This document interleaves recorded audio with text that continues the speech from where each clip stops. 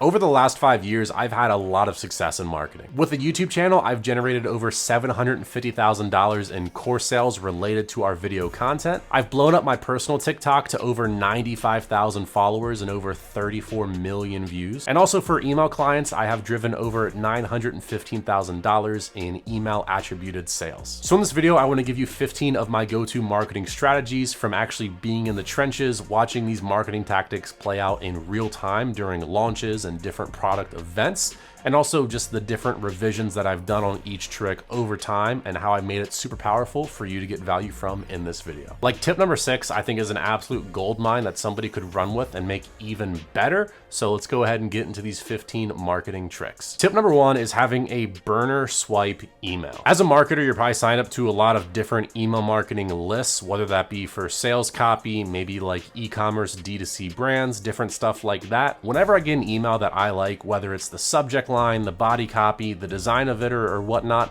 I have a separate email address that I forward it to, and then I can go ahead and whenever I need inspiration or kind of want to dig through that, there's an email address that only gets emails forwarded from me that I can just go through and easily see. Number 2 is what I call the Instagram poll slingshot. Most people, whenever they have something they want to promote on their story, whether it's a link or a specific call to action, what they do is they just post a story. But there's something you should do before that, hours before that, which is going to get you a lot better engagement. So what you want to do is create a poll on your Instagram story that's going to be able to get a lot of votes or a lot of engagement, like a simple yes or no question that relates to whatever it is that you do on your Instagram. Because this poll has an engagement feature, more people are actually going to engage with it, and then Instagram should show it to more of your followers. That means the next time you post a story, Instagram should have more engaged profiles to show this new story too, if you're following along with what we're doing. So now when you post your second story, that's going to be your call to action that includes your link of like maybe a new collection, maybe a new product launching. That story should get more views than usual, even though because it's just pretty much a sales story. Because you're riding the wave of the first story getting a lot more engagement because you used engagement tactics, hopefully that should lead into that sales story getting more views, which hopefully means more clicks. Number 3 is what I call highlight the win when it comes to using testimonials. So testimonials are always amazing social proof when it comes to marketing, but when you look at this, first off, in my example, you look to see where it's actually highlighted. But if these highlights weren't here, it's a lot of text and the human brain just doesn't really process it right away.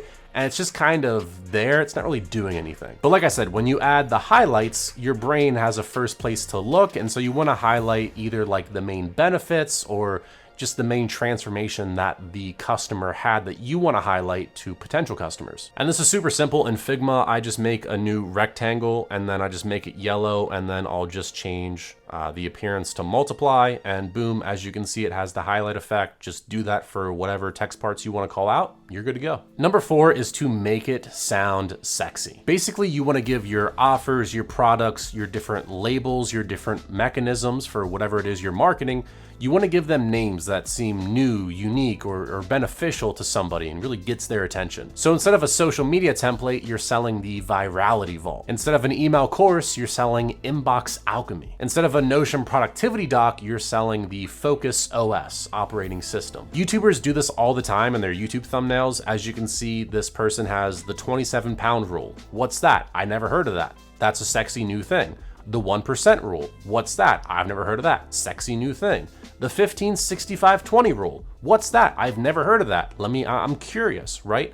And then also like with sales emails and especially like finance stuff, you have like Bitcoin skimming. What's that? I've never heard of that. This is new, this is unique. I'm at least curious to know what's going on here. Number 5 is what I call website trust triggers. So these are little things on your website that just silently tell visitors without being in their face that you can trust us. This could be testimonials, real faces, and not just logos of companies, as seen on or worked with these brands on a moving ticker under the hero, review stars or stats about what you're selling, and also any money back guarantee. So if I look at our agency website right away, you can see our clients of who we have worked with.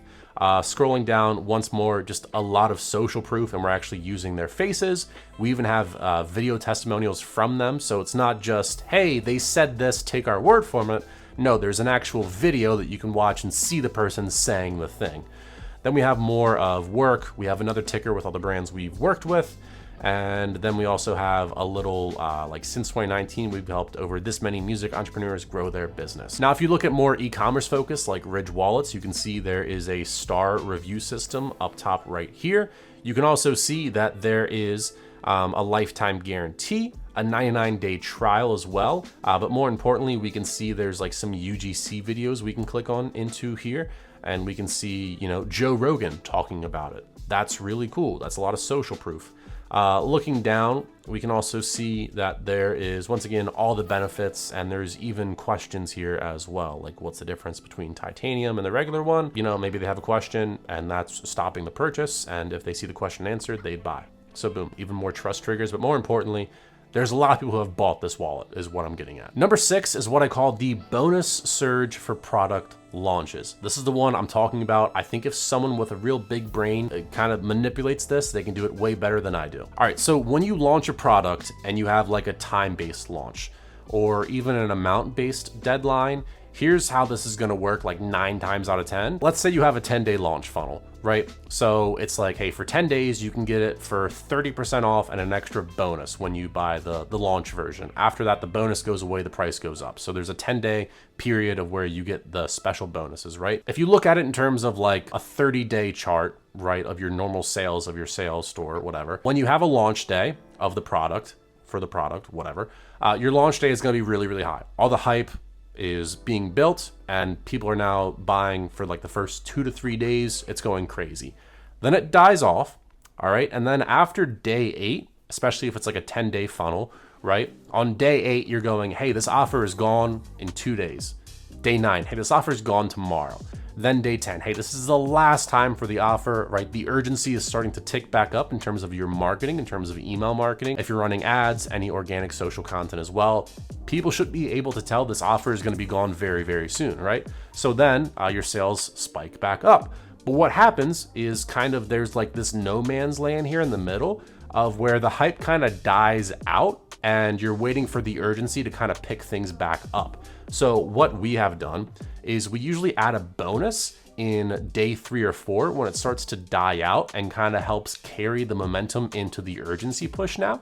So it's like, hey, we weren't going to do this, but the first 2 days, first 3 days were so amazing. I want to add an extra bonus in for launch week. So you're also going to get 1 bonus, you're going to get bonus 2, and you're also going to get now brand new, just added it, bonus 3. So some more urgency and hype there. And then also just anyone who's purchased the product also gets that bonus. So just make an email segment of if they purchase this, we're going to send them an email that contains the bonus so they can have it as well. And so that just kind of brings in some extra hype for your launch when things usually die out and you're kind of in that like no man's land period. This can kind of bring some hype back into it and get people back to the page and get people excited. Trick number 7 is what I call the opt-in tease. So this is a lead gen play that you can really go hard with social stories because it actually has like a fun angle to it that could be promoted to your existing owned audience on social media. So you tease something like an exclusive free sample from an upcoming kit that you're doing or early access to a lookbook, and you just say like enter your email in to get it. So basically it should be fun, low friction, and it gives people to give you their email, and it should feel like a reward, not a form exactly. So let me show you what I mean. So this is what we did for a client. So this client was releasing a kit of audio samples basically. And what you would do is before the launch, this was just a lead gen of like, hey, if you want to get a random sample from the kit, once you do this, it would redirect to a page where it would just randomly select a sample from a database of samples that we had put in, and somebody could just download one of them. So it was a fun way to just get one sample and then go ahead and use it in your music.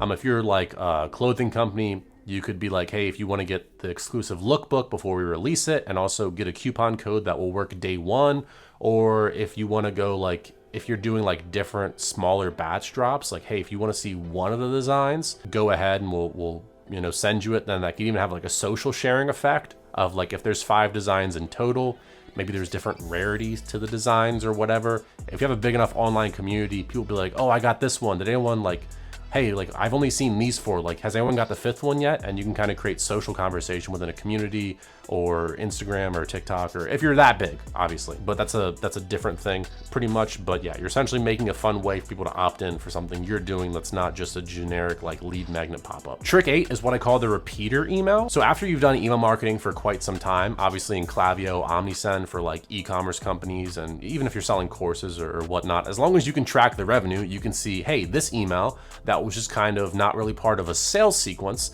just kind of a random evergreen email, actually got a lot of sales. That's good. What you're gonna do is just resend that email once a month. The reason I talk about this is because a new client had hired us, and I went into their Klaviyo to look at like, just kind of get a bird's eye view of what was going on, just kind of introduce myself to the marketing strategy they had. And I was like, hey, like you've sent this email like every month for like the past like 4 months. Like, why are you, like, what's up? And he was like, yeah, it makes money every time I send it, and it's like one of our best performing emails. So I just keep on resending it. And I was like, oh, like that's genius. Why have I never thought about that, right? Sometimes email marketing in general, you can be like so like deep in the trenches that you just forget like the most blaringly obvious thing that's right in front of you. So that's a good reminder. Number 9 is adding what I call thumb stopper text to short form videos. So when you're scrolling on TikTok, I can read a whole sentence, or I can read 6 words before you can actually say the 6 words. So right away, that's gonna hook me in first. So what I wanna do is add thumb stopper text, so that way the person can see the text and be able to essentially filter out if they wanna watch the video or not. Also, it gives context. So if we look at this video I recorded here, this is me. This is the first frame, paused. You have no idea what the video is about. There's really no context here, but let me go ahead and I'll play it. If you want to dress better this summer, all you need is a pair of jorts. Let me tell you. Okay, so the video was about jorts. Like, I couldn't tell it though within the first frame. Now, if we go to the first frame here, we have pair of jorts, any other short for the summer. So this guy is gonna talk about jorts. If you want to dress better this summer. And so once again, it's just easier to see the text on screen, kind of gives you like a clarifier and a filter of like what this is. And then also you can use the text to be a lot more persuasive in terms of what you want to talk about, or like basically have a second hook for the video in text form, not just the audio. Now, I do want to say that short form can also crush without any text on screen if the visual right away is enough to hook somebody in. So right away we have like this mouth drinking POV that looks weird as shit. That's going to get somebody to stop scrolling.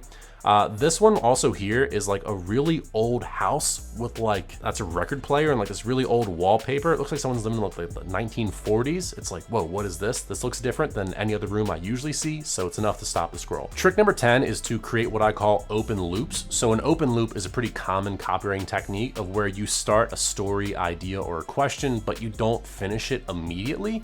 This is tapping into curiosity, and someone's brain is gonna be like, well, what's the rest of it? Like, what's actually, like, I wanna hear how that actually ended up playing out. So a hook here would be like, I've recently hit 10K in my second month freelancing, and I have 3 tips to share. Let me tell you guys, tip number 3 is the absolute sauce. I wish I would have known earlier. Okay, what's tip number 3? This guy says it's the best on how he got 10K in his second month of freelancing. I wanna hear that 3rd tip, so I'm gonna stick around and watch it. The title of this video, my 15 go-to marketing tricks you've probably never tried, number 6. What's number 6? Tell me, I'm curious. Another hook, I almost quit content creating 6 weeks ago, but one mindset shift saved everything and helped me blow up, and nobody's talking about it. What's this one mindset shift that had this huge effect on you that apparently nobody else is talking about? I want to hear it. Number 11 is what I call pattern pickups. All right, so instead of spelling out the pitch, you want to stack proof in a way that lets the reader or the viewer naturally draw up the conclusion that you want them to make. I want to say, you don't want to be too clever with trying to do this and make it like a puzzle that your reader or viewer needs to solve. It should be just subconsciously very easy to put the dots together. You want to show them that there is a pattern going on that just feels like the outcome is just, it's gonna happen. Like, there's no way it's not going to happen. So let's take this Instagram summit from ManyChat. So essentially there's like this virtual summit. And so the only testimonials they have is like this stuff where it's just like, oh, this is super helpful. Okay, then it shows like who was there last year. Okay, that's cool.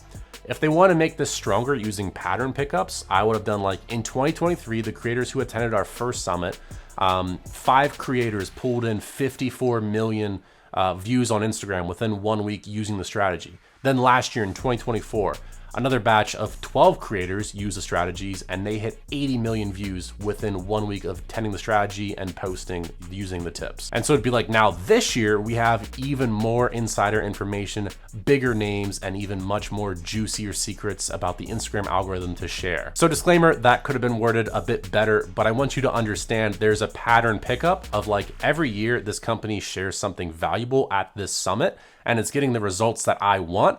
I want to be there and get those same results. Trick number 12 is to turn features into benefits. So because of X feature, that gives you Y benefit. Great marketing reminder here, people don't care what it is, they care about what it gets them. So because the backpack has a hidden zipper, you can carry valuables without worrying about pickpockets. Because this supplement includes creatine and electrolytes, you recover faster and you feel less sore post-workout. Because the jacket's lined with thermal fleece, you stay warm without layering and overheating and feeling like a marshmallow. There you go, right? Trick number 13 is to end every offer with a reason why now, giving your urgency context to somebody who's looking at it. So don't just say limited time, explain why it's limited. Urgency works better when it's grounded in something real. So hey, the checkout or the cart closes Sunday night because we start the live cohorts on Monday. Or the discount ends tonight and it's our last promo before we raise the prices for the new year. And then something I did for a webinar before is we had a course and then we also had an extension offer of where 50 people got a personalized 6-week mentorship. And so it was like, hey, we're only doing this for 50 people so that way we can limit it and really personalize it to those 50 people. That's good urgency. Trick number 14 is to use the so what test on your copy, and if you can't answer it, you have to rewrite it. So essentially every time you write a feature or a statement, ask so what? If there's no clear benefit, the reader is not going to care. An example, it includes 30 templates. So what? Well, it includes 30 plug and play templates so you can launch faster with zero guesswork. These jeans are made from Japanese denim.